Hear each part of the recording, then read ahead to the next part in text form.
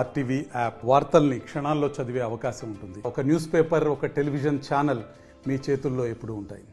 కోతులు హంగామా చేస్తున్నాయి, బీభత్సం సృష్టిస్తున్నాయి, భయభ్రాంతులకు గురి చేస్తున్నాయి. పల్లె పట్టణం అనే తేడా లేదు. ప్రభుత్వ పాఠశాలలో సైతం విద్యార్థుల మీద దాడి చేసినటువంటి ఘటన మరొక ముందే తాజాగా రాజన్న సిరిసిల్ల జిల్లా కేంద్రంలో ఉన్నటువంటి ఓ ప్రైవేట్ పాఠశాలలో విద్యార్థులపై దాడులు చేయడం, ఆ క్లాస్ రూమ్లకి విరుచుకుపడడం, ఇక్కడ అక్కడ అనే తేడా లేకుండా హంగామా చేస్తున్నాయి. వానరాల బెడద నుంచి కాపాడండి అని చెప్పి స్థానికులు కోరుతున్నారు. గత గ్రామ పంచాయతీ ఎన్నికల్లో సైతం మా ఊళ్ళో కోతులు లేకుండా చేయండి, వాళ్ళకి మాత్రమే ఓటేస్తామని చెప్పినటువంటి ప్రజలు అలాగే ఆ సర్పంచ్లను గెలిపించుకోవడం జరిగింది. కొండెంగలను తీసుకొచ్చిన వాళ్ళనే వారికి ఓటు వేసి మద్దతుగా నిలిచినటువంటి విషయం మనకు విదితమే. ఈ క్రమంలో తాజాగా రాజన్న సిరిసిల్ల జిల్లా కేంద్రంలో ఉన్నటువంటి ప్రైవేట్ పాఠశాలలో కోతుల బీభత్సం వల్ల చాలా ఆందోళన వ్యక్తం చేస్తున్నారు స్థానికులు. ఇప్పటికైనా దాన్ని కంట్రోల్ చేయాల్సినటువంటి అవసరం ఉంది. భయభ్రాంతులకు గురి చేస్తున్నాం. ఇప్పటికే 4 మీద దాడి చేసిన కోతులు దానిపైన చికిత్స పొందుతున్నారు. ఓవరాల్గా చూస్తే పలువురు గాయపడము, మృతి చెందడము, తీవ్రంగా గాయాలతో ఇబ్బంది పడడం లాంటి ఘటనలు వరుసగా చోటు చేసుకుంటున్నాయి. కోతుల బెడదను నివారించాల్సినటువంటి అవసరం ఉందని ప్రముఖులు పలువురు కోరుతున్నటువంటి పరిస్థితి. గాంధీనగర్లోని మా చైతన్య భారత్ స్కూల్లో ఈరోజు మార్నింగ్ యథావిధిగానే స్కూల్కి ఆయమ్మలు 8:30కి స్కూల్కి రావడం జరిగింది. స్కూల్కి రావడంతోనే వాళ్ళు గమనించింది ఏంటంటే ఫ్లెక్సీ చినిగి ఉండడం అండ్ ఈ లోపలికి వచ్చి చూడగానే ఒకలాంటి స్మెల్ అండ్ వెళ్ళి క్లాస్ రూమ్లోకి చూడగానే మొత్తం పిల్లల యొక్క బుక్స్లు చింపడం, వాటి మీద వాష్రూమ్ వెళ్ళడం, మొత్తం ఎలా అంటే క్లాస్ యొక్క ప్రజెంట్ చేసిన చార్ట్స్ని చింపడం, వాటికి ఇష్టారాజ్యంగా ఆడుకోవడం. ఇక్కడ మా ఒక్కరికే కాదు, మేము ఇక్కడ చుట్టుపక్కల ఉన్న వాళ్ళని కూడా అడిగి తెలుసుకున్నది ఏంటంటే నైట్ నుంచి అవి ఇక్కడే ఉండేసి ఎవరికి కూడా నిద్రపోనివ్వకుండా చేస్తున్నాయి.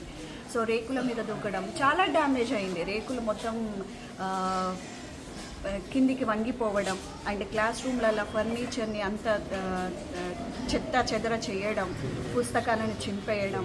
సో ఈ విధంగా క్లాస్ రూమ్స్లో ఉన్న టీవీలని కిందికి లాగి పడేయడం, సీసీ కెమెరాస్ని కిందికి పడేయడం, ఇదంతా గమనించి ఏం చేసామంటే మేము రాగానే యథావిధిగా పాఠశాలకి అందరి పిల్లలు పేరెంట్స్ దింపడం జరిగింది. కానీ మేము ఇక్కడ వెంటనే స్పందించి ఏంటంటే ఇది ఉంటే మధ్యాహ్నం పూట కూడా వచ్చే ఛాన్సెస్ ఉంటాయని చెప్పేసి పిల్లల్ని ఇక్కడి నుంచే రిటర్న్ పంపించడం జరిగింది.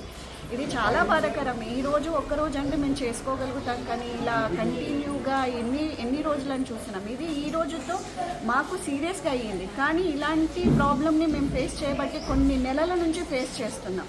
సో మేము అడ్జస్ట్ చేసుకుంటున్నాం, కట్టెలు పట్టుకున్న పిల్లలు తినే టైంలో. సో ఇది హౌజెస్లో అంటే మనం ఏదైనా సెక్యూర్గా చేస్తాం. ఇక్కడ పిల్లలు ఉంటారు, ఈ పిల్లలకి ఏదైనా జరిగినా కానీ చాలా ప్రాబ్లం అవుతుంది.